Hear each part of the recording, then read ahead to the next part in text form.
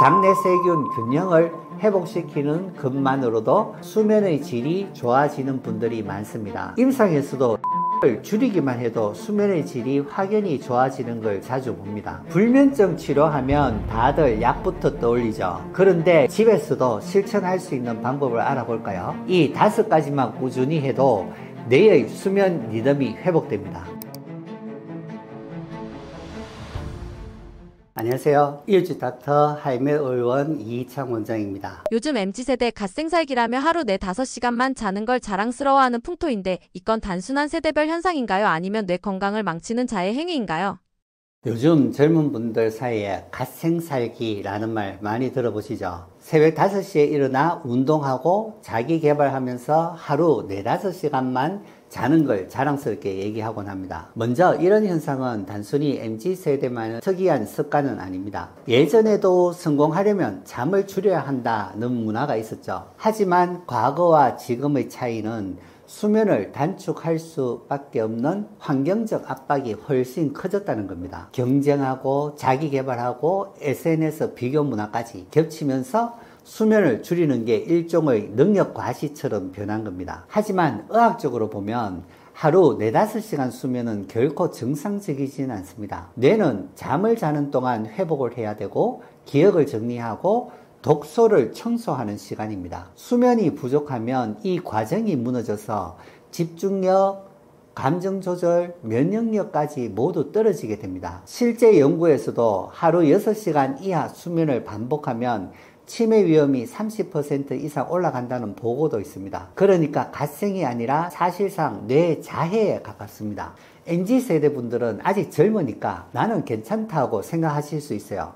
하지만 문제는 누적입니다. 2030 때 쌓인 수면 빚은 4050 때가 되면 만성피로, 불안, 우울, 기억력 저하로 돌아옵니다. 젊을 때는 티가 안 나지만 뇌는 이미 서서히 손상을 받고 있다는 거죠. 물론 열심히 사는 건 좋은 일입니다. 하지만 뇌 건강의 기본은 수면이에요. 운동, 공부, 자기개발 모두 결국은 뇌 기능이 뒷받침돼야 가능한 겁니다. 수면을 깎아서 얻은 성취는 결국 오래가지 못하고 오히려 삶의 질을 무너뜨릴 수 있다는 걸 꼭 말씀드리고 싶습니다. 잠에 문제가 생기면 심혈관관계 질환이 8배 증가하고 당뇨나 치매는 5배, 우울증은 3배, 암 2배 등 생명에 위협을 주는 원인이 됩니다. 이를 거꾸로 생각해보면 이런 여러 신체적 질환이 수면에 영향을 미친다는 거죠. 신체적 건강을 되찾는 것이 수면에 도움이 된다는 뜻이기도 합니다. 정리해보면 하루 4-5시간 수면을 자랑하는 건 세대별 트렌드라기보다 뇌 건강을 위협하는 위험한 습관이다. 뇌는 자는 동안 회복해야 된다. 잠을 줄여가며 쌓인 성취보다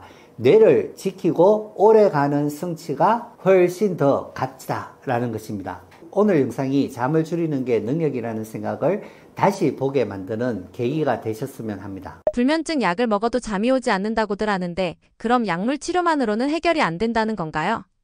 불면증 환자분들이 진료실에서 제일 많이 하시는 말이 있습니다. 원장님, 약을 먹어도 잠이 안 와요. 혹은 이제는 약 없이는 아예 못 자요. 그렇다면 약물 치료만으로는 해결이 안 되는 걸까요? 오늘은 약물 의존과 기능의학적 해결의 차이를 말씀드릴까 합니다. 먼저 약물 치료의 장점은 분명합니다. 수면제는 뇌의 특정 수면 회로를 강제로 열어주기 때문에 급성불면이나 극심한 불안을 동반한 경우에는 반드시 필요합니다. 마치 화재 현장에 불을 끄기 위해 소화기를 쓰는 것과 같죠. 단기적으로는 정상 조절에 도움이 됩니다. 하지만 문제는 장기 약 복용입니다. 약으로만 잠을 자면 뇌는 스스로 수면 리듬을 회복하는 법을 잊어버립니다. 그래서 내성이 생기고 점점 더 강한 약이 필요해집니다. 게다가 수면의 질은 회복되지 않고 얕은 잠만 반복되는 경우가 많죠. 그래서 약물 치료는 근본적인 해결이 아니라 응급조치에 가깝다고 말씀드리는 겁니다. 그렇다면 왜 기능의학적 접근이 필요할까요? 불면증은 단순히 뇌 신경 전달 물질의 문제가 아니라 영양대사, 호르몬 리듬, 장 건강과 깊이 연결되어 있기 때문입니다. 예를 들어 철분 부족, 마그네슘 부족, 코르티솔 과잉, 장내 세균 불균형만 있어도 뇌는 잠들 준비를 하지 못합니다. 약만으로는 이런 근본 원인을 건드릴 수가 없죠. 정리해보면 이렇게 볼 수 있습니다. 약물 치료는 당장의 불면을 빠르게 잡아주지만 근본 원인 해결에는 한계가 있다. 기능의학 치료는 불면을 일으키는 영양, 호르몬, 장 건강을 교정해서 뇌가 스스로 회복하도록 돕는다는 것입니다. 그래서 재발을 막고 약을 줄이거나 끊을 수 있습니다. 결국 이 두 접근법은 대립하는 게 아니라 응급사항에서는 약물, 장기 회복에는 기능의학이라는 역할 분담이 필요합니다. 약을 먹어도 잠이 잘 안 오는 건 불면의 뿌리가 아직 해결되지 않았다는 신호입니다. 약물 치료가 아닌 기능의학적 접근이 필요한 이유가 바로 여기에 있습니다. 약에 의존하는 것이 아니라 뇌와 몸의 리듬을 찾아 진짜 숙면을 회복하는 것. 그것이 불면증 치료의 진짜 목표입니다. 불면의 원인이 세로토닌이나 멜라토닌 부족이라고들 하는데 뇌장 대사 관점에서는 어떤 근본 원인이 있는 걸까요?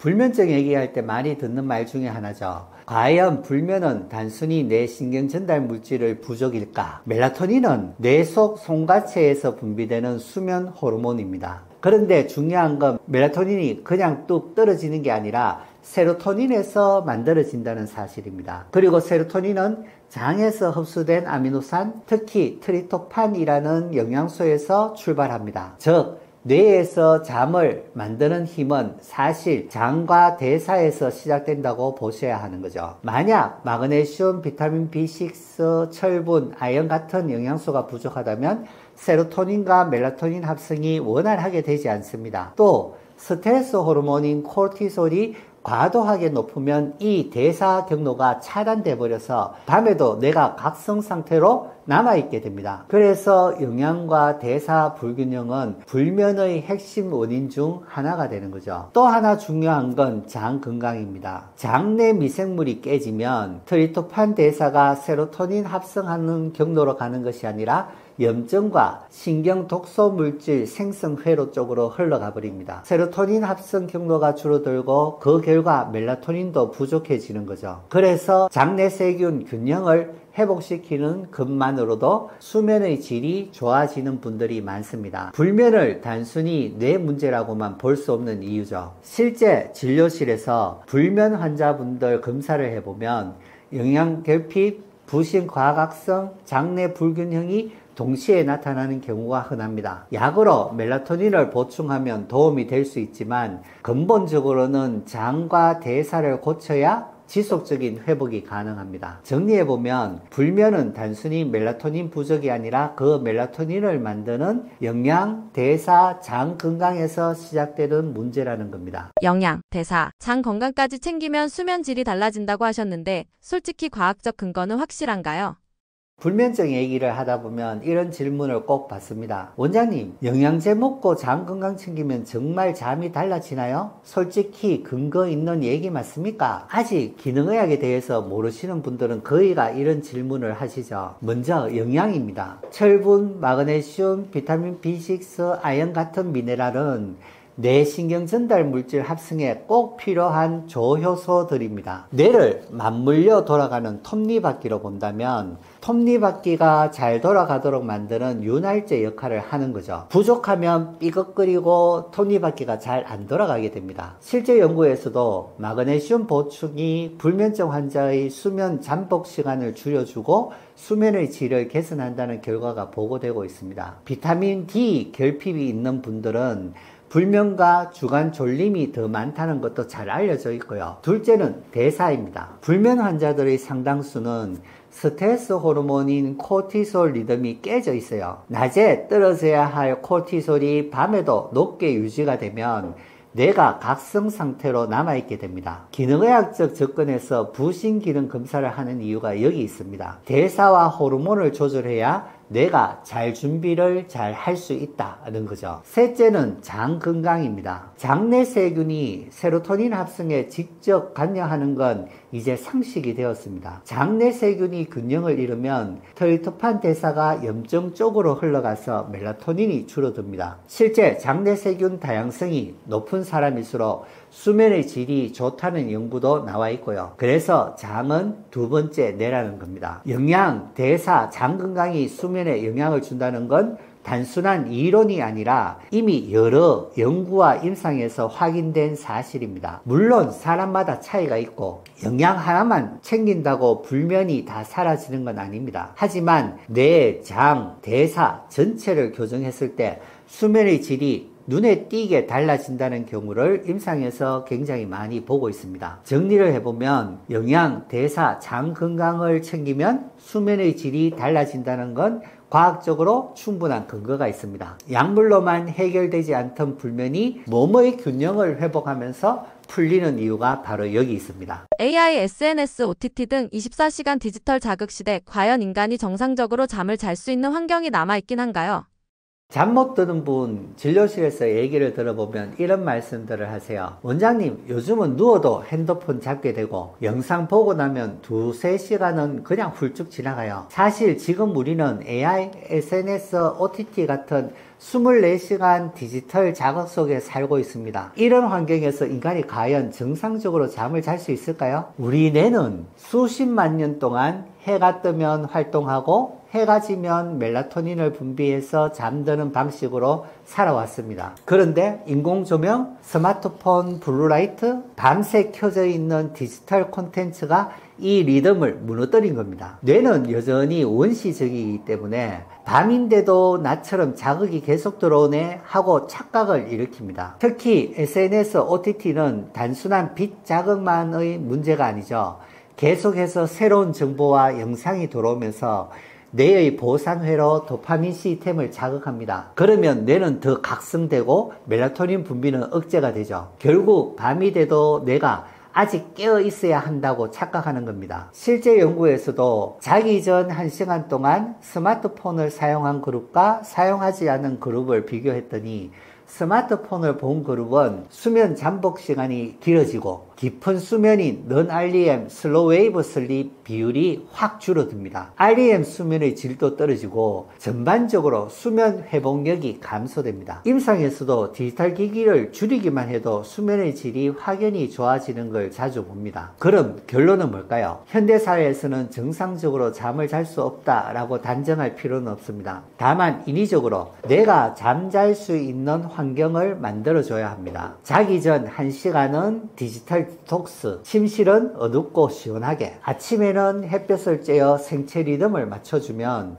뇌는 여전히 잘 작동하게 됩니다. 결국 환경을 어떻게 세팅하냐에 달려 있는 거죠. 정리해보면 AI와 디지털 자극 시대에 살고 있는 건 사실이지만 인간의 뇌는 여전히 원시적 생체 리듬에 충실하다. 그래서 디지털 환경을 그대로 따라가면 잠을 망치고 생활 루틴을 지키면 숙면을 회복할 수 있습니다. TMS나 비약물적 치료를 불면증에 적용할 때 시청자가 집에서도 실천할 수 있는 구체적인 접근법이나 일상 팁이 있을까요?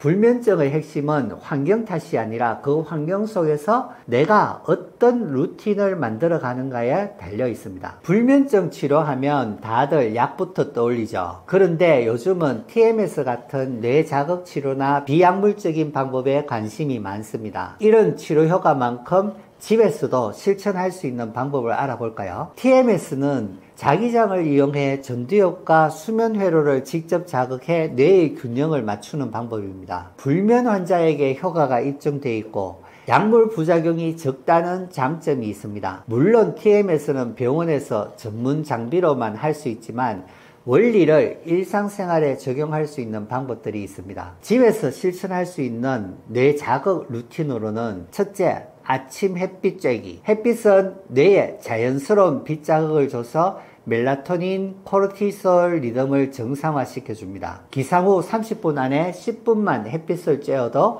뇌는 밤에 잠잘 준비를 하게 되는 거죠. 둘째, 규칙적인 호흡 훈련입니다. TMS가 뇌의 정기적 리듬을 맞추는 것처럼 호흡은 자율신경의 리듬을 조절합니다. 4초 들이쉬고 7초 숨을 참았다가 8초간 서서히 숨을 내쉬는 478 호흡법은 뇌의 과각성을 진정시켜 숙면을 도와줍니다. 셋째, 운동 자극입니다. 낮 시간에 20분 정도 가벼운 유산소 운동을 하면 뇌에는 도파민, 세로토닌이 분비되고 저녁에는 멜라토닌 합성이 더 원활해집니다. 불면은 뇌만의 문제가 아니죠. 그래서 장과 대사 루틴도 필요합니다. 넷째, 카페인 컷오프. 오후 2시 이후에는 카페인을 끊어야 멜라토닌이 방해받지 않습니다. 다섯째, 단백질 저녁 식사. 트리토판이 풍부한 단백질은 세로토닌, 멜라토닌 합성의 재료가 됩니다. 단, 과식은 피해야 되겠죠. 여섯째, 장내 세균 관리입니다. 채소와 발효식품을 통해 장내 세균 균형을 맞춰주면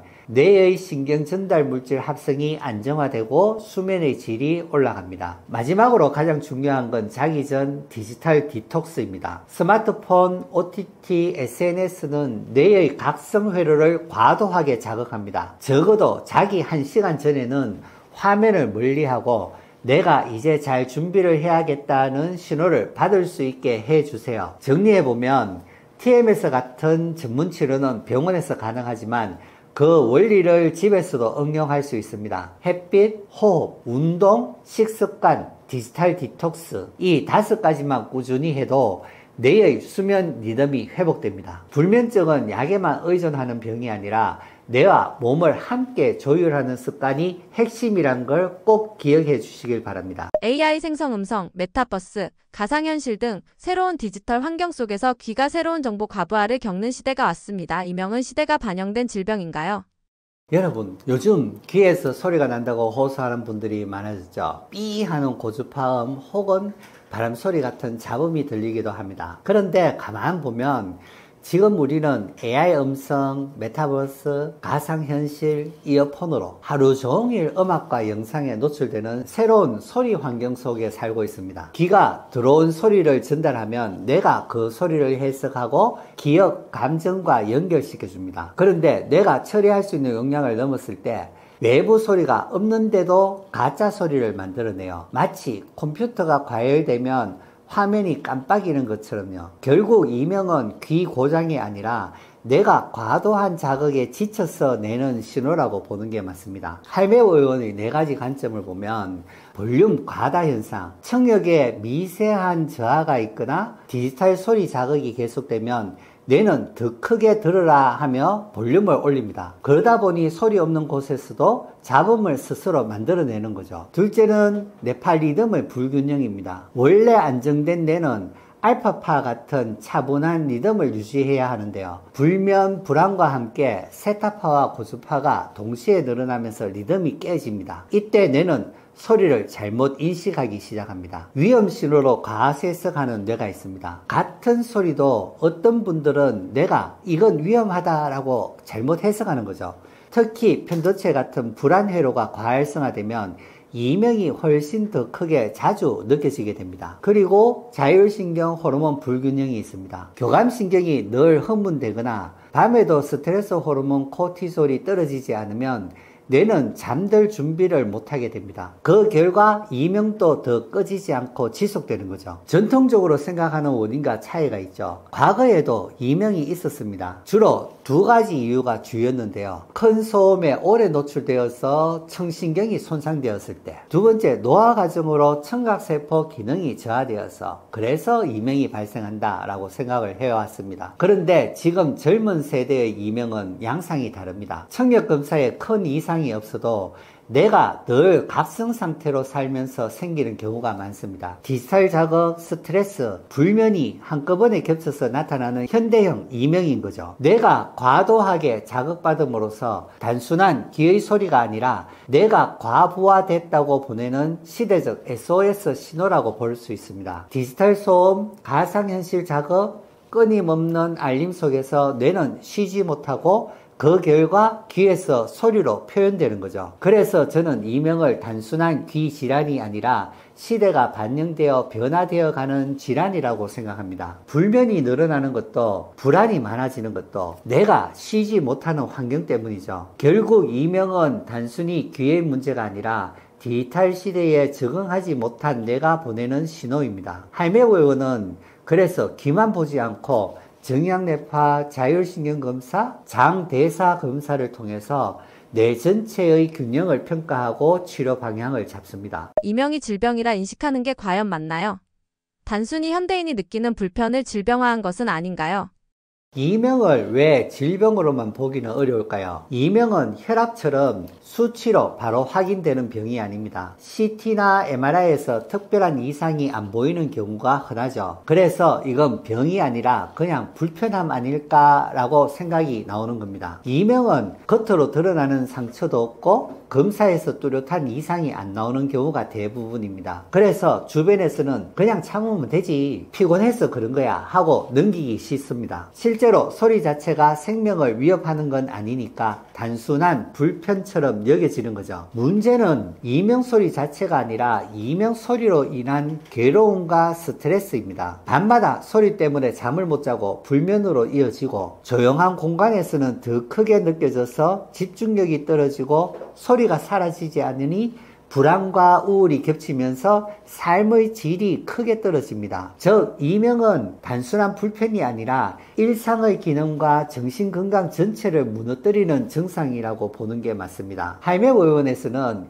이명을 단순한 귀 질환이라기보다 뇌와 신체가 보내는 총체적 신호라고 봅니다. 뇌가 볼륨을 과하게 높여 잡음을 만들어내는 것, 뇌 리듬 불균형으로 인해서 불안과 불면이 함께 나타나는 것이다. 자율신경이 과각성돼서 뇌가 잠들 준비를 못하게 만든다. 그리고 영양, 장, 건강 불균형이 뇌의 흥분, 억제 밸런스를 깨트리게 되는 과정으로 이 모든 것이 뇌와 몸의 균형이 무너졌다는 증거입니다. 즉, 이명은 귀만의 현상이 아니라 뇌 신경 전달 물질, 자율신경, 호르몬 대사의 총체적인 불균형에서 비롯된 질병 신호라고 보는 게 맞습니다. 그래서 저는 이명을 단순히 하나의 질병이라기보다는 삶의 질을 무너뜨리는 대표적인 증상이라고 생각합니다. 중요한 건 질병이냐 아니냐가 아니라 그 증상을 방치할 경우 불면, 불안, 우울로 이어지고 일상 기능을 심각하게 떨어뜨린다는 겁니다. 결국 이명은 단순한 기의 소음이 아니라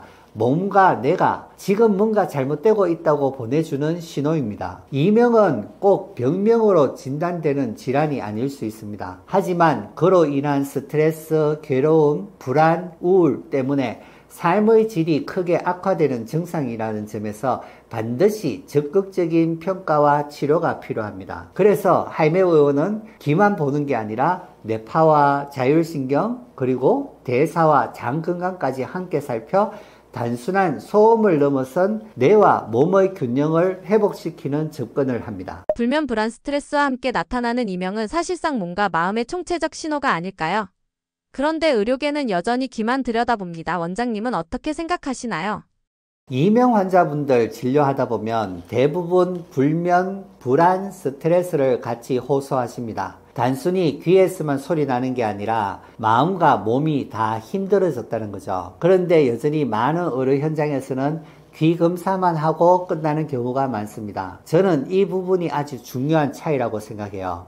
전통적인 의료에서는 이명을 청력 문제 혹은 달팽이관 손상으로만 봅니다. 청력 검사에서 큰 이상이 없으면 별 문제 없다고 하고 약을 처방하고 끝나는 경우가 많죠. 하지만 실제 환자분들은 귀만 문제가 있는 것이 아니라 밤마다 못 자고 불안이 심해지고 우울까지 겹칩니다. 이런 점을 놓치고 있는 거죠. 이명은 사실상 뇌와 몸 전체의 균형이 깨졌다는 신호라고 보는 게 맞습니다. 밤에도 교감신경이 꺼지지 않고 뇌가 각성 상태에 있으니 이명 소리도 더 크게 느껴지게 되고 불면이 생기고, 편도체 같은 불안 회로가 과민해져서 이명을 위험 신호로 잘못 해석해서 불안과 스트레스를 유발시킵니다. 뇌의 억제 회로가 약해지면서 소리를 무시하지 못하고 괴로움과 고통으로 확대되어 해석하고 힘들어지게 됨으로써 우울 증상까지 생기게 되는 거죠. 즉, 이명은 귀에만 국한된 현상이 아니라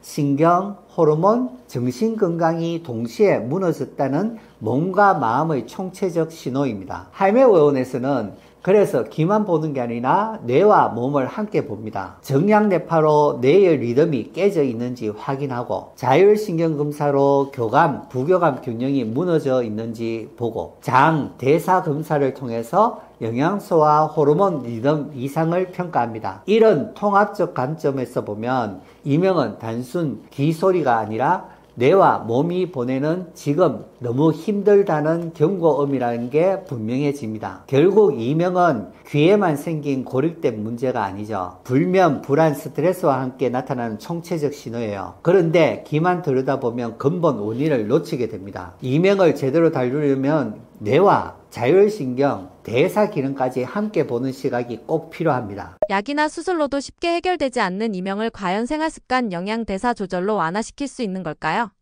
많은 분들이 이명으로 병원에 오셔서 약을 처방받거나 스테로이드 주사, 보톡스, 수술까지 권유받기도 합니다. 약물 치료는 주로 혈액순환을 돕거나 불안을 줄이거나 신경 흥분을 완화하는 데 초점이 맞춰져 있죠. 수술은 극히 일부 구조적 문제나 종양 같은 특별한 원인이 있을 때만 도움이 되는 거죠. 하지만 대부분의 이명 환자분들은 뚜렷한 원인이 없는 경우가 많습니다. 그래서 약만으로는 증상 완화가 제한적이고 수술이 필요한 경우도 드문 거죠. 이명은 단순히 귀에서 생기는 소리가 아니라 뇌가 과도하게 흥분한 상태, 즉 뇌의 네트워크의 균형이 무너진 상태라고 보는 게 맞습니다. 밤늦게까지 스마트폰, OTT를 보는 생활습관은 교감신경을 과각성시키고 이명을 악화시킵니다. 혈당이 요동치거나 카페인, 알코올 섭취가 많으면 뇌 신경 전달 물질 균형이 깨져 이명이 심해집니다. 마그네슘, 아연, 비타민 D, 비타민 B군 같은 영양소가 부족하면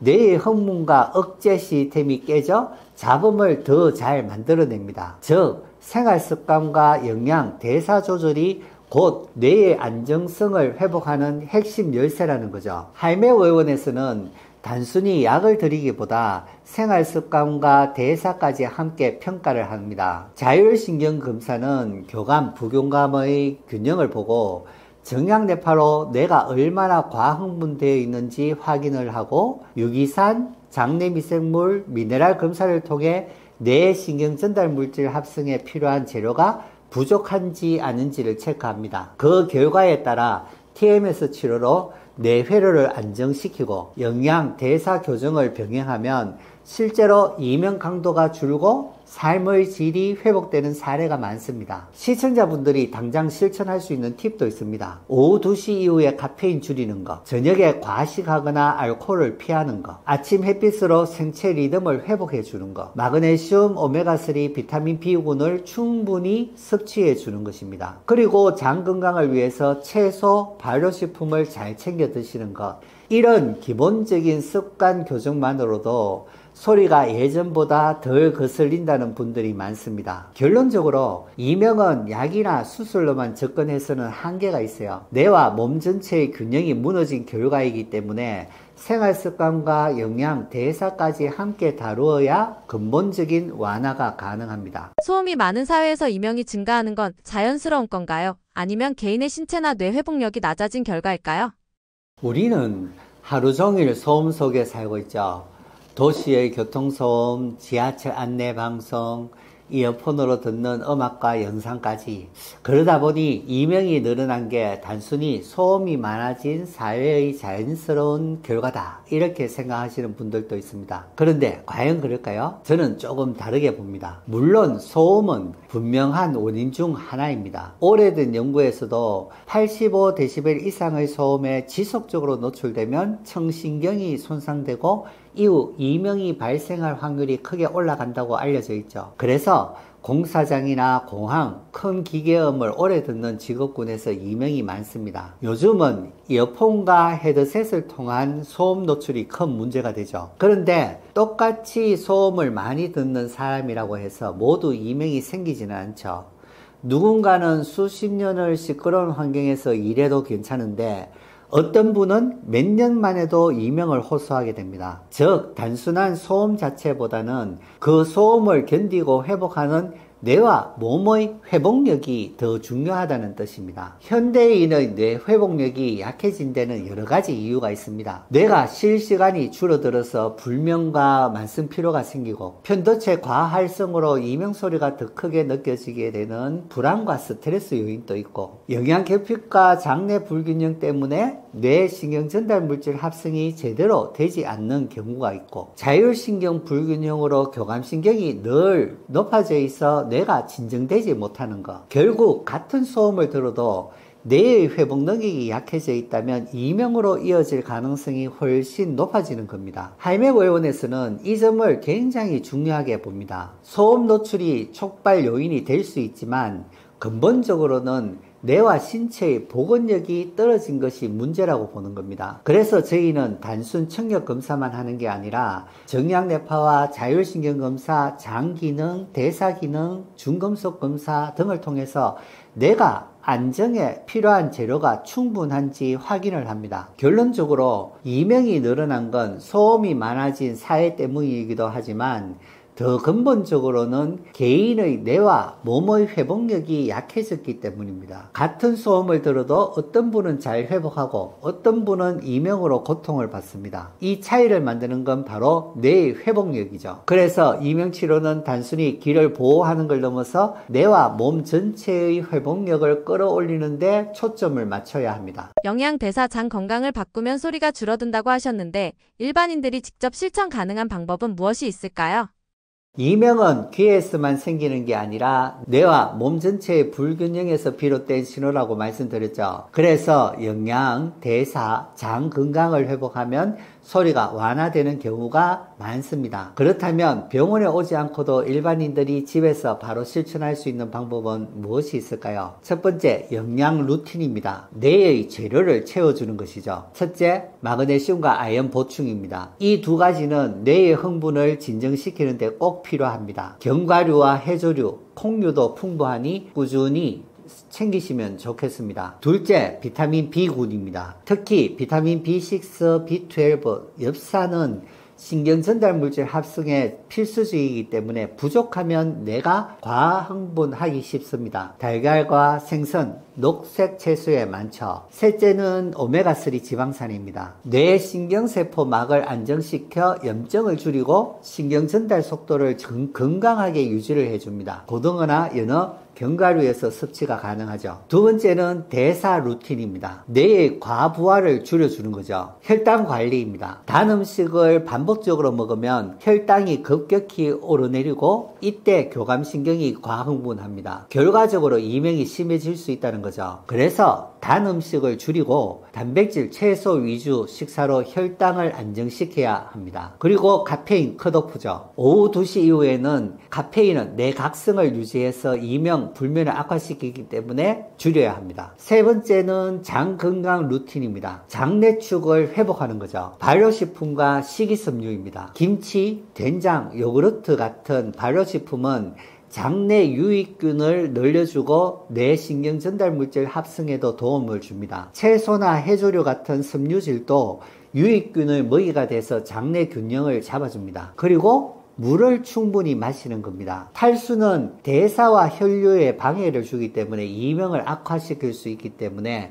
하루에 1.5에서 2리터 정도 물 섭취를 권장합니다. 네 번째, 생활 루틴입니다. 뇌 안정화시키는 환경을 만들어주는 거죠. 아침 햇빛 쬐기입니다. 아침 햇빛은 생체 리듬을 정상화시켜주고 수면을 덮고 불안과 이명을 완화시킵니다. 그리고 호흡과 가벼운 운동입니다. 하루 20분 걷기, 그리고 4분 숨을 들이쉬고 6초 내쉬는 호흡법은 교감신경을 진정시켜 뇌의 긴장을 풀어줍니다. 그리고 저녁 디지털 디톡스입니다. 자기 전 스마트폰 OTT 사용을 줄이면 뇌가 차분해지고 이명도 덜 거슬리게 됩니다. 정리해보면 이명을 완화시키는 길은 단순히 약이나 수술이 아니라 뇌가 차분해질 수 있는 생활 루틴을 만드는 겁니다. 영양을 채우고 혈당과 카페인을 조절하고 장 건강을 돌보고 뇌를 안정시키는 생활 습관을 실천하다 보면 실제로 소리가 줄어드는 변화를 경험하실 수 있을 겁니다. 개개인에게 맞는 방법을 잘 찾으셔서 노력해 보시기 바랍니다. 불안은 흔히 뇌화학물질 불균형이라고들 하나 원장님은 뇌장 대사까지 연결해서 본다고 하셨는데요. 이것이 기능의학적 해석의 확장인지 아니면 의학적으로 근거가 있는 것인지 어떻게 보시나요? 많은 분들이 불안하면 뇌 속 세로토닌 같은 신경전달 물질 이야기를 떠올립니다. 맞습니다. 불안은 뇌의 신경전달 물질 불균형과 관련이 있는 거예요. 그런데 제가 진료실에서 강조하는 건 조금 다릅니다. 뇌만 보는 게 아니라 뇌, 장, 대사까지 연결해서 본다는 겁니다. 전통적으로 불안을 설명할 때는 뇌 속 신경전달 물질, 특히 세로토닌, 도파민 같은 신경전달 물질의 불균형으로 이야기합니다. 그래서 항우울제, 항불안제 같은 약물들이 이런 신경전달 물질의 균형을 맞추는데 사용이 되는 거죠. 정상 조절에는 분명 효과가 있습니다. 하지만 문제는 여기서 끝나지 않는다는 겁니다. 자, 그럼 제가 질문 하나 드려볼게요. 세로토닌은 어디에서 만들어질까요? 많은 분들이 뇌에서 만들어지겠지라고 생각하시는데 사실은 다릅니다. 우리 몸 세로토닌의 90% 이상은 장에서 만들어집니다. 장에서 트리토판이라는 아미노산을 흡수하고 여러 대사 과정과 영양소 도움을 받아 세로토닌으로 전화되는 거죠. 즉, 뇌 속의 신경전달 물질 불균형의 뿌리가 장과 대사에서 출발한다는 겁니다. 또 하나 중요한 건 영양 대사입니다. 예를 들어 철분이나 비타민 B6, B12, 엽산 같은 게 부족하면 세로토닌 합성이 제대로 안 됩니다. 마그네슘이나 아연도 신경전달 물질의 안정성에 꼭 필요하죠. 그러니 불안을 단순히 세로토닌이 부족하다라고만 볼 수는 없는 겁니다. 왜 세로토닌이 부족해졌는가까지 들어가야 근본적인 답을 찾을 수가 있는 거죠. 실제로 불안장애 환자분들 검사를 해보면 장내 미생물 불균형이나 영양 결핍, 호르몬 이상이 동반되는 경우가 아주 흔합니다. 최근 연구에서도 장내 염증이 세로토닌 경로를 방해하고 코르티솔 같은 스트레스 호르몬의 과잉이 불안 증상과 연결된다는 보고가 늘어나고 있습니다. 그러니까 이건 기능의학만의 해석이 아니라 현대의학에서도 점점 밝혀지고 있는 흐름입니다. 정리해보면 약물치료는 당장의 신경전달 물질 농도를 바꿔서 증상을 완화해 주지만 그 신경전달 물질의 재료가 부족하다면, 장에서 흡수가 안 된다면, 대사 과정이 막혀 있다면 계속 약을 써도 뿌리 문제는 해결되지가 않겠죠. 그래서 저는 뇌, 장, 대사 전체를 함께 보자고 말씀드리는 겁니다. 그래야 약을 최소화하거나 어떤 분들은 약 없이도 회복이 가능해지는 겁니다. 약은 부작용을 줄이기 위해서는 분명 최소 용량 유지를 지켜야 합니다. 불안을 단순히 뇌 속의 문제라고만 생각하면 접근이 좁아집니다. 몸 전체가 연결되어 있다는 관점에서 보면 불안을 다루는 방법이 훨씬 넓어지고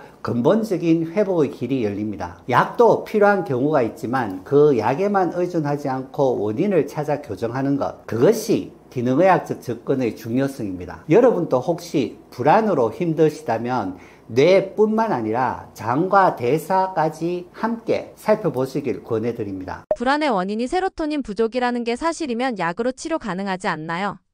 대사 호르몬까지 들여다봐야 하는 이유는 무엇인가요?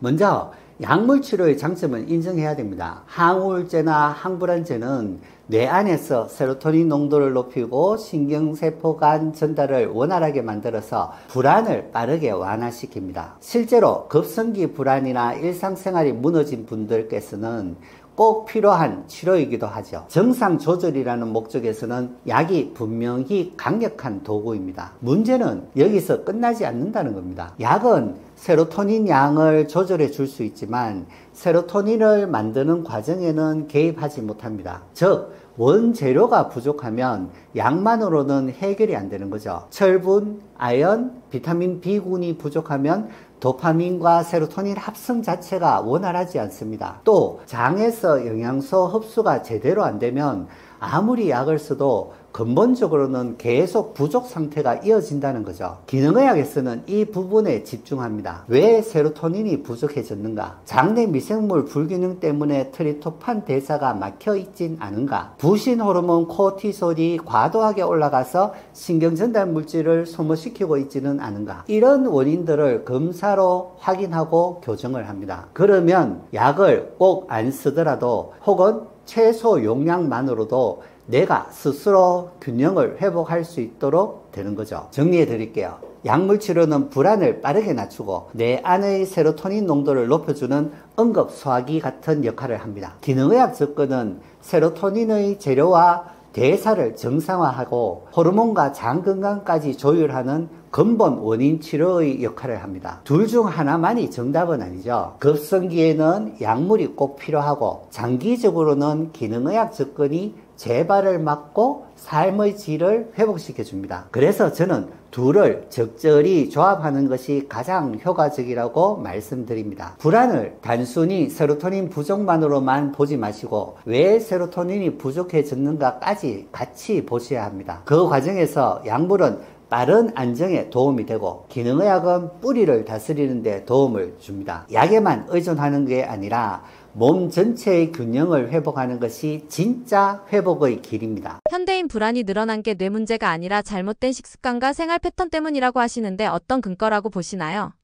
요즘 불안하던 분들이 정말 많습니다. 그래서 흔히 뇌가 문제인가? 내가 유난히 예민한 것인가? 이렇게 생각하시는데요. 사실 현대인의 불안은 중요한 원인이 뇌 자체보다는 잘못된 식습관과 생활 패턴에 있습니다. 첫 번째, 식습관입니다. 많은 분들이 아침을 거르고 점심에 단 음식을 드시죠. 이렇게 되면 혈당이 급격히 올랐다가 금방 떨어지는데 이때 우리 몸은 스트레스 호르몬인 아드레날린과 코르티솔을 분비합니다. 결국 심장이 두근거리고 가슴이 답답하고 불안과 비슷한 증상이 생기는 거죠. 내 불안은 뇌 때문일 거야 라고 생각하지만 사실은 혈당 불안정 때문인 경우가 굉장히 많습니다. 두 번째는 카페인과 알코올이죠. 현대인은 피곤하다 보니 커피를 과하게 마십니다. 카페인은 교감신경을 자극해서 불안을 악화시키고 알코올은 잠시 진정 효과를 보이지만 결국에는 뇌신경 전달 물질의 균형을 깨트려서 불안을 더 키워버립니다. 이 두 가지는 대표적인 생활 속 불안 유발 물질입니다. 세 번째는 수면 패턴이죠. 뇌는 자는 동안 회복하고 불안과 관련된 기억을 정리합니다. 그런데 늦게 자고 스마트폰을 보면서 얕은 수면에 머무르면 다음날 뇌는 과각성 상태로 시작합니다. 작은 자극에도 예민해지고 불안이 쉽게 올라오죠. 연구에서도 불안장애 환자의 70% 이상이 만성 수면 문제를 동반한다고 보고됩니다. 네 번째는 장 건강입니다. 장내 세균이 불균형하면 뇌로 가는 세로토닌 합성이 방해를 받습니다. 실제로 장내 염증이 있는 사람은 불안, 우울 위험이 2배 이상 높다는 연구도 있어요. 그래서 단순히 뇌가 문제라고 보지 않고 장과 식습관까지 함께 살펴야 하는 거죠. 저희 진료실에서는 약을 오래 드셨던 환자분이 단 음식을 줄이고 아침에 단백질 위주 식사를 하고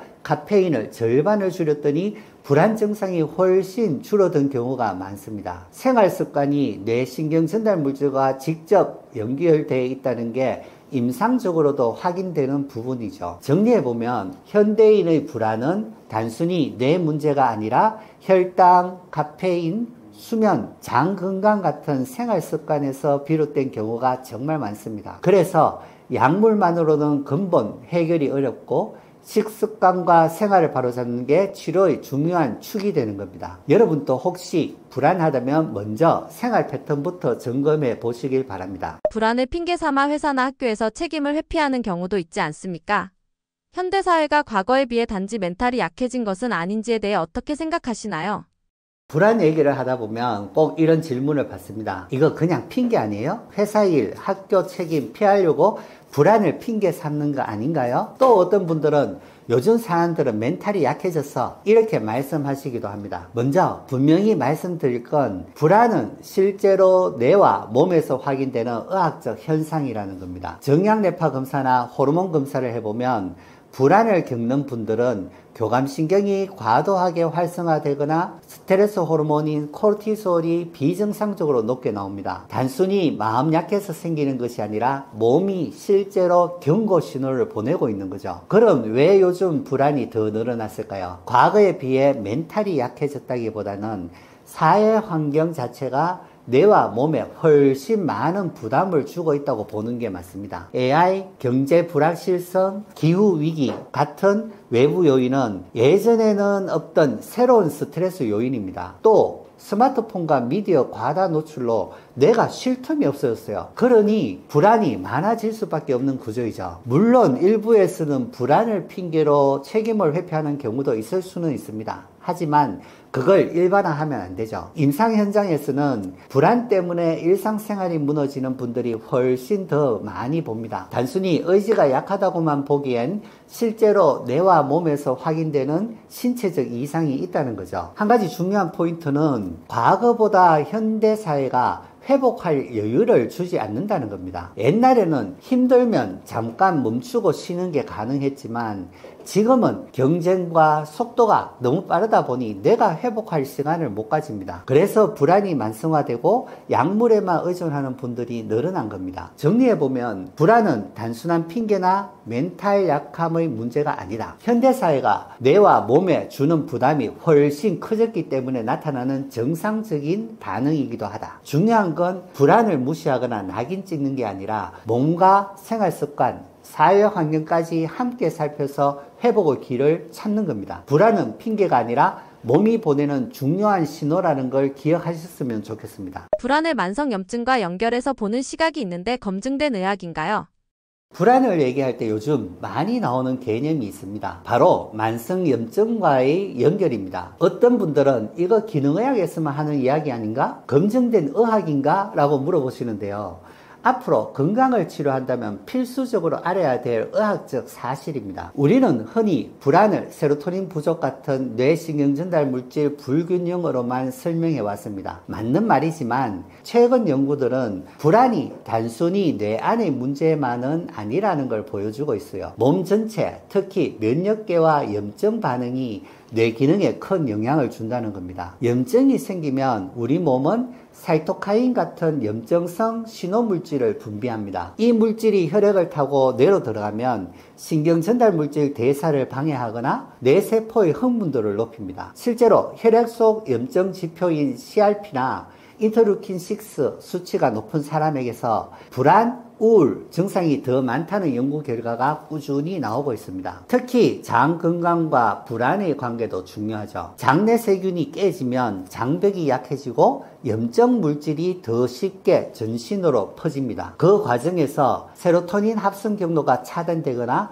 코르티솔 분비가 과도해져 불안을 악화시키는 거죠. 그래서 불안을 단순히 멘탈 문제가 아니라 장내축과 염증까지 연결해서 보는 게 과학적으로도 점점 증명되고 있습니다. 실제로 임상에서는 만성염증성 질환, 예를 들어 장질환이나 자각면역 질환을 가진 분들이 불안을 훨씬 더 많이 호소합니다. 단순히 심리적인 고통 때문만이 아니라 염증 반응이 뇌에 직접 영향을 준다는 거죠. 그래서 일부 항염증 약물이나 항산화 영양소를 보조적으로 썼을 때 불안 증상이 호전된다는 보고가 있습니다. 정리해보면 불안과 만성염증의 관계는 단순한 가설이 아니라 점점 과학적으로 뒷받침되고 있는 개념입니다. 불안을 치료할 때 뇌만 볼 게 아니라 장 건강과 염증 상태까지 함께 관리하는 게 필요하다는 거죠. 여러분도 혹시 불안이 반복된다면 생활 습관과 장 건강까지 꼭 살펴봐야 합니다. TMS나 비약물적 치료법이 불안을 완화하는데 어느 정도 실질적 효과가 있나요? 불안하면 많은 분들이 곧바로 약물 치료를 떠올리시죠. 그런데 요즘은 약 없이도 치료가 가능하다는 이야기도 많이 들리실 거예요. 특히 뇌자극 치료인 TMS나 다양한 비약물 치료법들이 관심을 받고 있는데요. 먼저 약물은 분명히 효과적입니다. 뇌 신경전달 물질의 농도를 빠르게 조절해서 증상을 완화시켜주죠. 하지만 장기간 사용하면 내성이 생기거나 졸리움, 체중 증가 같은 부작용이 문제가 되는 겁니다. 특히 여성분들은 호르몬 변화에 민감하기 때문에 약물 부작용으로 비만의 위험성이 높아집니다. 그래서 많은 분들이 약 말고 다른 치료 방법은 없을까 하고 찾아오십니다. TMS는 약을 먹는 게 아니라 자기장을 이용해서 뇌의 특정 부위, 특히 불안과 관련된 전두엽, 편도체, 회로를 직접 자극을 줍니다. 불안 환자는 전두엽의 억제 기능이 약하고 불안 중추인 편도체는 과도하게 활성화되어 있는데요.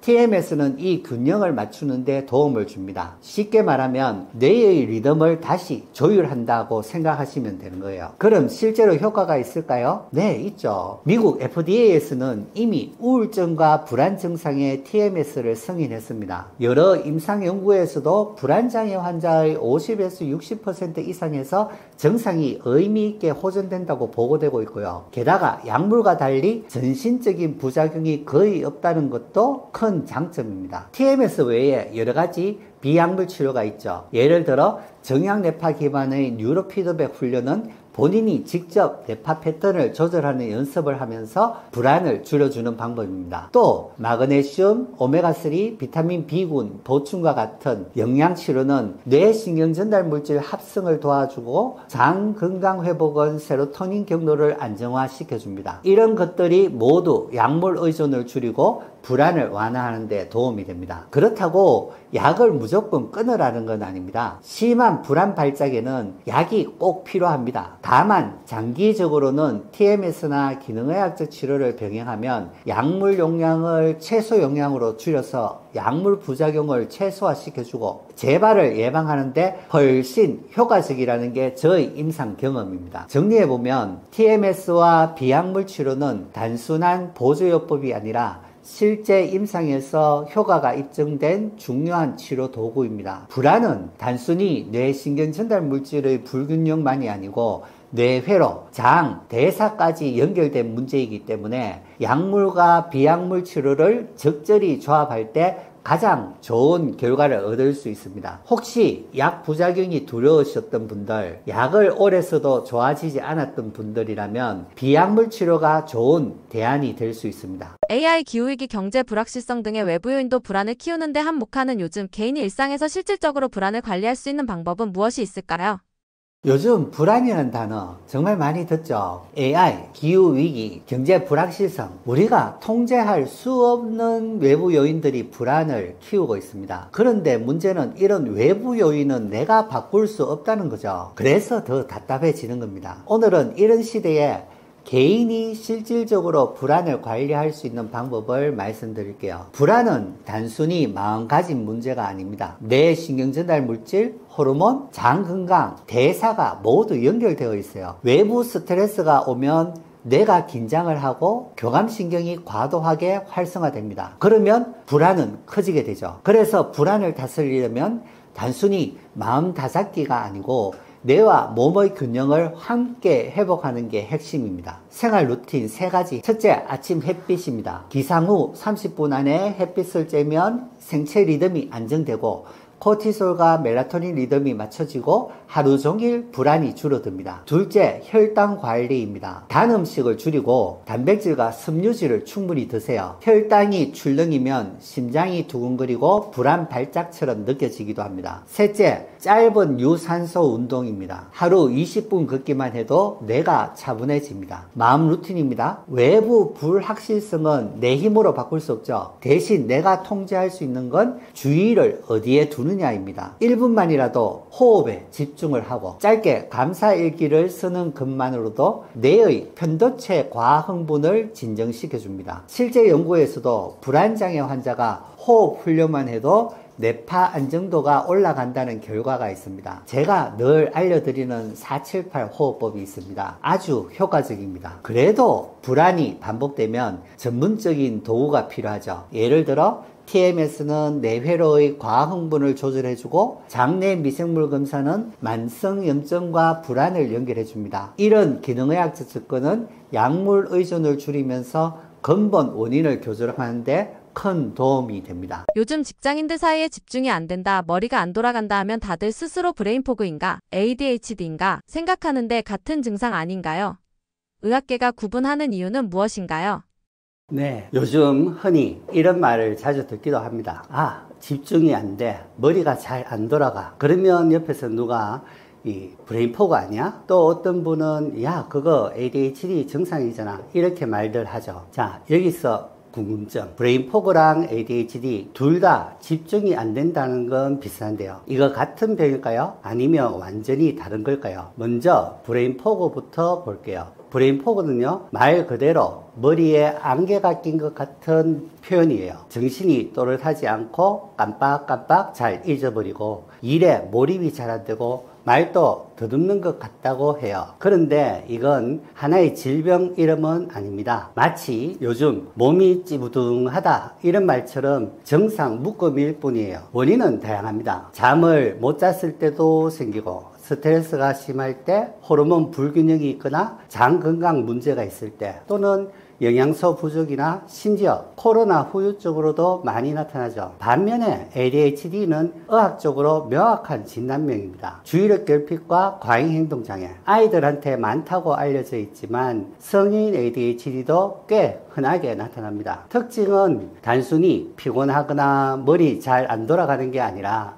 어릴 때부터 꾸준히 주의력 문제, 충동성, 과잉 행동이 있어 왔다는 거예요. 즉, 뇌의 신경전달 물질 시스템 자체가 다른 거죠. 그래서 의학계에서는 브레인포그와 ADHD를 구분합니다. 왜냐하면 원인과 치료가 완전히 다르거든요. 브레인포그는 원인을 찾으면 좋아집니다. 잠을 늘린다든지, 영양소 보충한다든지, 장이나 호르몬을 조절하면 맑아집니다. 하지만 ADHD는 뇌의 주의력 조절 시스템 자체가 다르기 때문에 장기적으로 관리나 약물 또는 인지행동치료 같은 전문적인 접근이 필요하죠. 여기서 중요한 포인트. 요즘 직장인들이 ADHD 아닐까 하고 자가 진단을 하는데요. 대부분은 사실 브레인포그에 가깝습니다. 잠 부족, 스트레스, 당 떨어지는 거, 아니면 커피를 과다하게 복용한다든지 이런 걸 조정했더니 훨씬 나아지는 경우가 많았거든요. 반대로 ADHD는 그런 걸 고쳐도 근본적인 주의력 문제가 남아있는 겁니다. 정리해 볼게요. 요즘 직장인들이 집중한데 ADHD 아니야? 걱정하지만 사실 대부분은 브레인포그에 더 가깝습니다. 잠을 늘리고 영양소를 채우고 장을 회복하면 안개 낀 듯 흐렸던 머리가 다시 맑아지는 경우가 많거든요. 그래서 중요한 건 먼저 내 몸의 기능부터 살펴보는 겁니다. ADHD라 단정 짓기 전에 장이 어떤지, 영양은 충분한지, 뇌는 쉬고 있는지 점검해 보는 게 훨씬 더 빠른 길일 수 있습니다. 이런 경우 장 건강을 보는 장내 미생물 검사, 호르몬과 스트레스를 확인하는 타액 소변 검사, 그리고 뇌파와 자율신경 검사를 통해 정말 뇌의 기능 문제인지 생활 습관 문제인지 원인을 꼼꼼히 찾아봐야겠습니다. 요즘 TMS나 기능의학 같은 비약물 치료가 많이 이야기되는데 효과가 있나요? 아니면 그냥 약물 싫어하는 환자를 위한 마케팅인가요?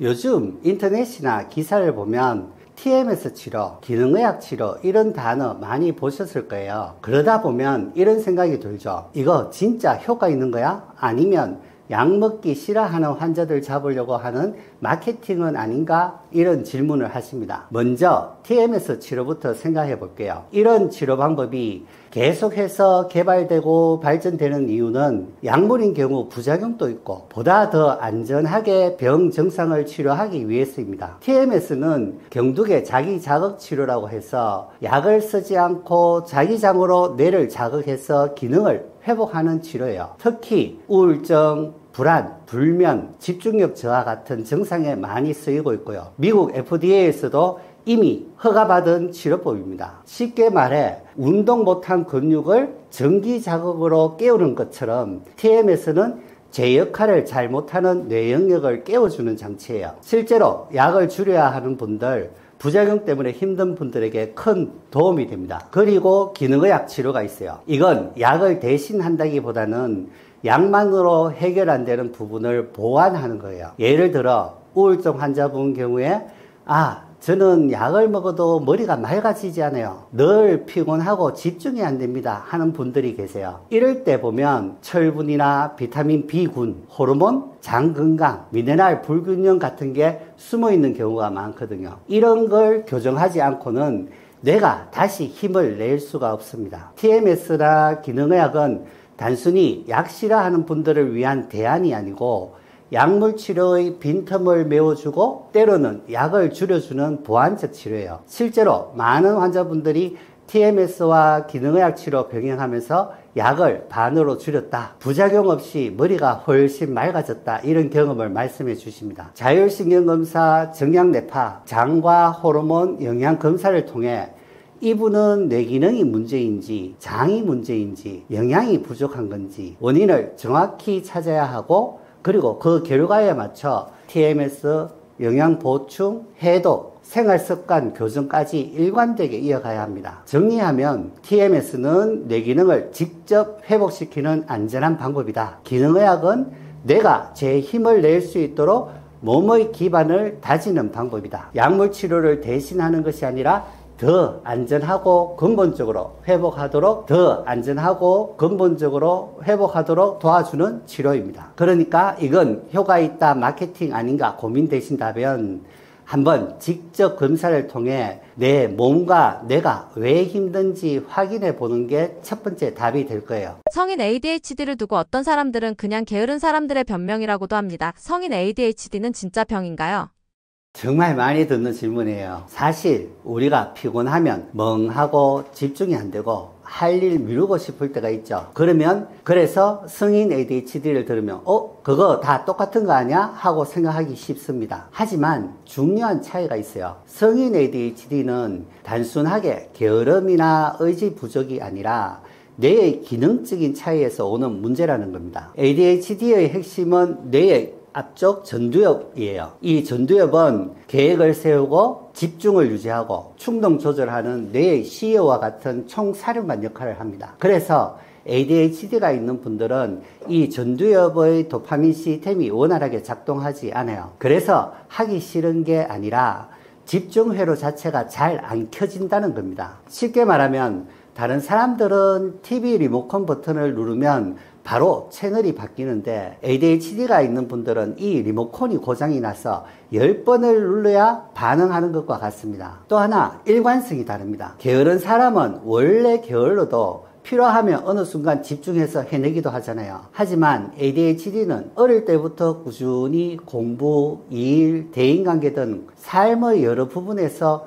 집중과 충동 조절 문제가 계속 반복됩니다. 그래서 나는 의지가 부족해서 그렇다라고 자책하지만 사실은 뇌 회로가 달라서 그런 거예요. 그럼 중요한 질문, 이거 치료가 가능한가요? 네, 가능합니다. ADHD는 뇌의 기능적 차이이기 때문에 약물 치료나 인지행동 치료가 도움이 되고요. 요즘은 TMS나 기능의학적 접근도 많이 활용됩니다. 영양결핍, 장건강, 수면 문제 등을 같이 다루면 뇌의 집중력이 훨씬 더 좋아집니다. 성인 ADHD 의심 환자분들에게 정량내파와 자율신경검사, 장건강, 영양, 호르몬 검사를 통해서 단순한 생활습관 문제인지 진짜 뇌 기능 차이인지 정확히 구분해야 합니다. 그리고 그에 맞춰 TMS, 영양 해독 치료, 생활습관 교정까지 연결해 단순히 약만 처방이 아니라 근본적으로 집중할 수 있는 뇌의 환경을 만들어줘야 합니다. 정리하면 성인 ADHD는 게으름의 변명이 아니라 실제로 뇌 기능 차이에서 오는 의학적 진단입니다. 내가 의지가 부족해서 그렇다는 자책보다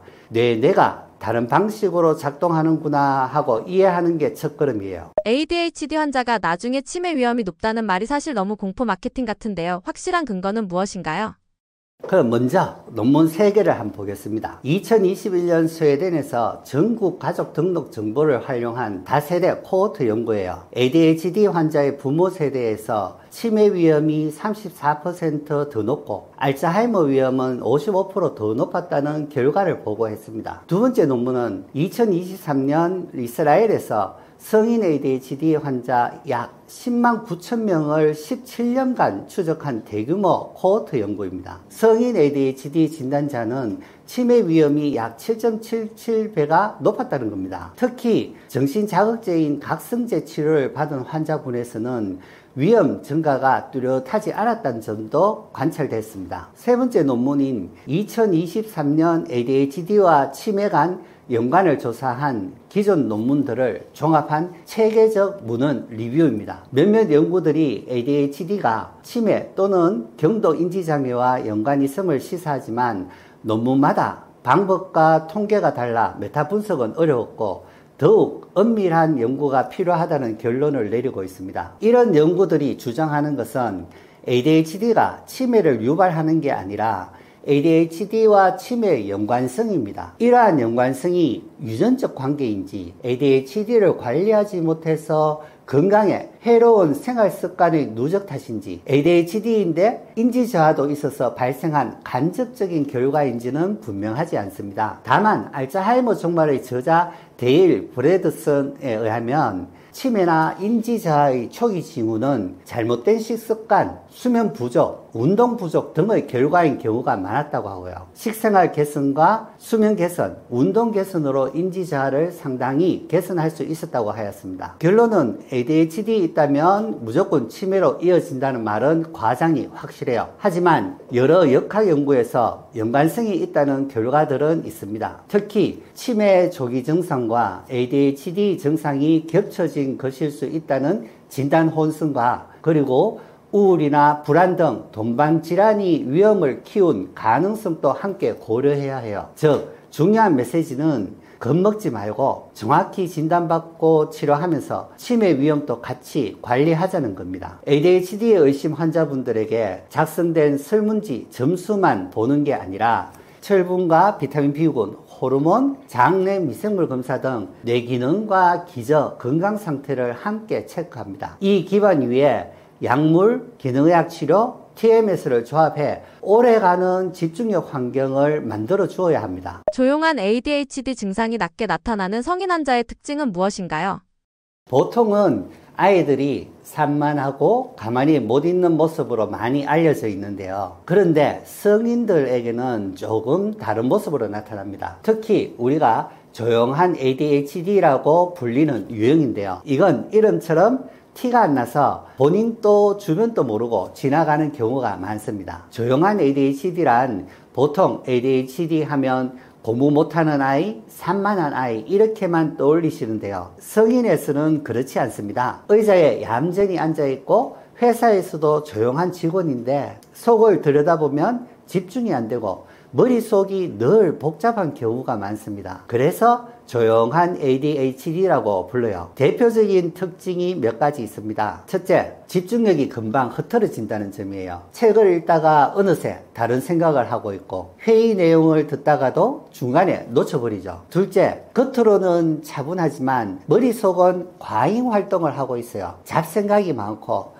늘 머리가 복잡하다 보니 쉽게 피로해집니다. 셋째, 잘 잊어버리고 정리가 안 된다는 것도 흔해요. 약속이나 중요한 일을 놓치고 물건을 자주 잃어버리죠. 네 번째, 자존감이 낮고 불안이 많다는 점입니다. 스스로 나는 게으르다, 나는 부족하다 이렇게 자책하는 경우가 많습니다. 그래서 우울증이나 불안장애로 오해받는 경우도 많습니다. 문제는 이런 분들이 워낙 조용하고 얌전해 보이니까 주변에서도 성격이 원래 그런가 보다 하고 넘어간다는 겁니다. 본인조차도 내가 그냥 부주의한 사람인가 보다 하고 생각해요. 그러다 보니 진단이 늦어지고 실제로는 뇌의 집중, 집행 기능에 불균형이 있는데도 놓치고 살아가는 거죠. 다행히도 방법은 있습니다. 정량뇌파 검사나 자율신경 검사 같은 객관적인 검사를 통해 이런 패턴을 확인할 수 있고요. 또 약물만이 답은 아닙니다. 뇌의 균형을 회복시키는 TMS 치료나 영양과 장 건강을 함께 보는 기능의학적인 접근도 좋은 도움이 됩니다. 중요한 건 나는 원래 게으른 사람이다 하고 넘기지 않는 거예요. ADHD에서 기능의학적으로 접근한다면 어떤 치료 방식이 있나요? ADHD 하면 흔히 산만한 아이들만 떠올리시죠. 그런데 성인에서도 꽤 많습니다. 그리고 꼭 약만이 답은 아니다. 약은 각성제라서 오랜 기간 복용하는 것은 절대 아니란 사실입니다. 그래서 오늘은 제가 진료실에서 실제로 쓰는 기능의학적 관점에서 ADHD를 어떻게 치료하는지 말씀드릴게요. 첫째, ADHD의 핵심은 뇌가 불균형하다는 겁니다. 집중을 담당하는 뇌 부위는 저활성화되어 있고 반대로 불안이나 긴장을 만드는 뇌는 과활성화되어 있죠. 그래서 정량뇌파 같은 검사를 해보면 금방 알 수 있습니다. 여기서 저희는 TMS라는 뇌 자극 치료를 주로 이용합니다. 약을 먹는 게 아니라 전두엽을 직접 자극해서 균형을 맞춰주는 방법이죠. 부작용이 적고 뇌 본래의 리듬을 회복시키는 데 도움을 드립니다. ADHD 환자분들을 검사해보면 꼭 부족한 영양소들이 있어요. 철분, 아연, 마그네슘, 비타민 D, 그리고 오메가3 같은 것들이죠. 이게 왜 중요하냐? 바로 뇌의 신경 전달 물질을 만드는 재료거든요. 도파민, 노르아드레날린 이런 게 잘 안 만들어지면 집중도 안 되고 감정 기복이 생길 수밖에 없습니다. 그래서 저희는 이런 영양소를 보충하는 것도 특히 중요하다고 생각을 합니다. 또 하나 중요한 게 장과 뇌의 연결, 장내축입니다. 장내 세균이 불균형하면 염증이 생기고 이게 뇌 신호에 영향을 줍니다. 그래서 음식 알러지 검사, 장내 미생물 검사를 통해서 본인에게 안 맞는 음식을 줄이도록 하고 장을 회복시키는 치료를 합니다. 장은 제2의 뇌라는 말, 여기서 딱 맞는 말이죠. ADHD 환자분들은 아침에 힘이 없거나 저녁만 되면 기운이 나는 등 스트레스 호르몬 리듬이 깨진 경우가 많아요. 타액 검사로 코르티솔 패턴을 보면 확실히 드러납니다. 이럴 땐 부신 회복을 도와주는 루틴이나 영양치료를 같이 해야 되는 거죠. 그리고 혈당이 급격히 오르면 집중력이 더 떨어집니다. 그래서 단 음식을 줄이고 단백질과 섬유질은 충분히 먹도록 하는 거죠. 또 중금속 노출이 ADHD와 연관된 연구들이 있어서 모발이나 소변 검사로 확인 후 필요하면 해독 치료도 병행을 해야 됩니다. 정리해보면 기능의학적 ADHD 치료는 단순히 약으로 증상만 눌러놓는 게 아니라 뇌의 균형을 직접 맞추고 영양, 장, 호르몬까지 전체 몸을 다 보는 겁니다. 그래서 나는 그냥 게으른 사람인가 보다 하고 넘겼었던 분들이 원인을 찾고 나면 삶이 완전히 달라지기도 합니다. ADHD 환자가 일상에서 쉽게 실천할 수 있는 비약물 집중력 회복 루틴은 무엇인가요? ADHD 하면 다들 약물 치료부터 떠올리시죠. 그런데 일상 속에서 조금만 습관을 바꿔도 집중력이 훨씬 나아질 수 있습니다. 오늘은 제가 진료실에서 자주 말씀드리는 집중력 루틴 몇 가지 알려드릴게요. 첫 번째는 아침 햇빛입니다. ADHD 환자분들 아침에 일어나기가 제일 힘들다고 하시죠. 기상 후 30분 안에 햇빛을 쬐어주면 멜라토닌, 코르티솔 리듬이 조절되고 뇌가 빨리 깨어납니다. 매일 10분 햇빛 산책부터 시작해보세요. 이게 하루 집중력의 기본 루틴입니다. 두 번째는 짧게 몰입하고 자주 쉬는 습관 루틴이에요. ADHD는 긴 시간 집중이 안 되기 때문에 아예 25분 집중, 5분 휴식 구조로 만들어주는 게 효과적입니다. 실제로 학생, 직장인 환자분들께 이 방법을 추천하면 처음으로 일을 끝을 본 것 같다고 말씀들 하세요. 25분을 처음 적용하기 힘드신 분들은 10분이나 15분을 먼저 시작해 보셔도 됩니다. 세 번째는 단백질 아침 식사 루틴입니다. ADHD 환자분들은 혈당이 급격히 오르면 집중력이 확 무너져요. 그래서 아침부터 빵이나 달달한 거 드시면 안 되고 계란, 두부, 생선 같은 단백질을 꼭 챙기셔야 합니다. 단백질은 도파민, 세로토닌 같은 신경 전달 물질의 재료가 되거든요. 네 번째, 핸드폰 알림 최소화 루틴입니다. 집중 좀 하려고 하면 카톡, 메일 알림이 끊임없이 울리죠. ADHD 환자는 그때마다 바로 흐름이 끊겨버려요. 공부나 업무 시간에는 알림을 꺼두고 필요하면 방해 금지 모드를 쓰는 게 좋습니다. 마지막으로 짧은 운동 루틴입니다. 하루 20분 걷기만 해도 도파민 수치가 올라가서 집중이 잘 됩니다. 꼭 헬스장 가지 않아도 돼요. 점심시간에 10분만 걸어도 뇌는 금방 리프레시 됩니다. 정리하면 아침 햇빛, 단백질 아침 식사, 25분 집중, 알림 차단, 20분 걷기, 이 5가지만 꾸준히 해도 뇌가 훨씬 안정됩니다. ADHD는 약만 묻는 병이 아니라 뇌와 몸의 리듬을 되찾는 과정입니다. 오늘 알려드린 루틴 꼭 한번 실천해 보시길 권해드립니다. 불면, 불안, 우울, ADHD, 이명 이런 증상들은 단순히 귀나 뇌 한 부분의 문제가 아니에요. 몸 전체의 균형이 무너졌다는 신호입니다. 그래서 약만으로는 잘 해결되지 않고 결국 삶의 질이 떨어지게 되는 거죠. 힘들어 하시는 그 마음 저희가 잘 알고 있습니다. 하이맵 의원은 증상만 보는 병원이 아닙니다. 저희는 장내축, 즉 장과 뇌가 서로 긴밀하게 연결되어 있다는 사실에 집중을 하고 있습니다. 장이 건강해야 세로토닌, 멜라토닌 같은 뇌 신경전달 물질이 제대로 만들어지고 대사가 안정돼야 뇌가 과흥분하지 않고 자율신경이 균형을 이뤄야 불면, 불안, 이명이 진정이 됩니다. 그래서 저희는 뇌 기능을 살피는 정량뇌파와 자율신경 상태를 보는 HIV 검사, 그리고 장과 대사를 평가하는 유기산, 미네랄, 장내 미생물 검사 등을 같이 진행을 합니다. 이렇게 얻은 데이터를 토대로 해서 뇌의 과흥분을 조절하는 TMS 치료와 부족한 영양을 보충하는 맞춤 프로그램까지 통합적으로 제공을 합니다. 약으로는 도저히 나아지지 않아 좌절하셨던 분들이 장내축을 기반으로 한 통합치료를 통해서 불면이 호전되고 불안이 줄고 이명까지 완화되면서 삶의 질이 달라지는 경우가 많습니다. 단순히 소리를 없애는 게 아니라 몸 전체의 균형이 맞춰지면서 자연스럽게 증상도 조절되는 거죠. 이게 저희 하이맵 의원의 가장 큰 차별점입니다. 혹시 불면, 불안과 우울, ADHD, 이명 같은 증상으로 힘든 시간을 보내고 계시다면 혼자 참지 마시고 꼭 전문적인 평가를 받아보시길 권해드립니다. 영상 아래 고정 댓글과 상담과 검진 안내 링크를 남겨드릴 테니 필요하신 분들은 눌러서 확인해 보시고 도움 받아가시길 바랍니다. 여러분의 증상 하나하나를 넘어서 장과 뇌, 몸 전체의 균형을 회복하는 길, 그 길에 저희 하이맵 의원이 함께 하겠습니다.